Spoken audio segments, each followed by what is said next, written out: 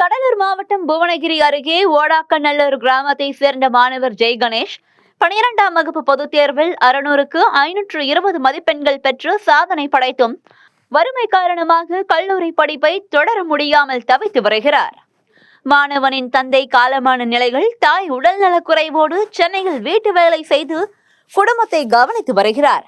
சேதமடைந்த கூரை வீட்டில் பாட்டியின் கூலி வேலையில் கிடைக்கும் சொற்ப வருமானத்தில் வசித்து வரும் ஜெய் கணேஷால் தான் படித்த பள்ளியின் நிலுவை கட்டணத்தையும் செலுத்த முடியவில்லை.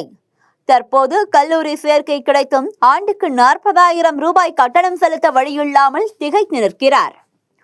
கடினமான சூழலிலும் அவரது சகோதரி கல்லூரியில் படித்து வரும் நிலையில் கல்வி மட்டுமே எங்களை காப்பாற்றும் என்று வேதனை தெரிவிக்கும் மாணவர் ஜெய் கணேஷ் தனது உயர்கல்வி செலவிற்கும் பழுதடைந்த கூரை வீட்டை சீரமைக்கவும் தமிழக அரசு நிதி உதவி வழங்க வேண்டும் என்று கண்ணீருடன் கோரிக்கை விடுத்துள்ளார். என் பேர் ஜெய் கணேஷ். நான் கடலூர் மாவட்டத்தில் ஓடாக்கநல்லூர்ல ஊரில் இருக்கிறேன். இப்போ நான் 12th 600க்கு 520 மார்க் எடுத்திருக்கேன். காலேஜ் சேர்றதுக்கு பணம் இல்லை, கஷ்டமாக இருக்குது.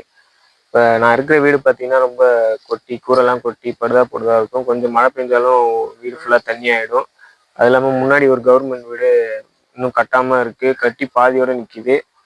அப்பா இல்லை, அப்பா இறந்து 2 வருஷத்துக்கு மேலே ஆயிடுச்சு. அம்மா மட்டும் தான் சென்னையில் வீட்டு வேலை பார்த்து எங்களை கஷ்டப்பட்டு படிக்க வைக்கிறாங்க.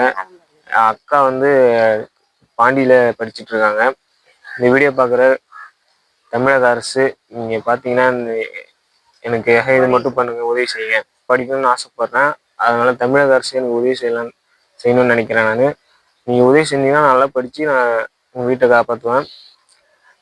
நீங்கள் தமிழக அரசு எனக்கு உதவி செஞ்சால் வீட்டை நீங்கள் கொஞ்சம் பார்த்து ரெடி பண்ணி கொடுத்தா பரவாயில்ல. இதனால என் படிப்பு கட்டுருமோன்னு எனக்கு பயமாக இருக்குது.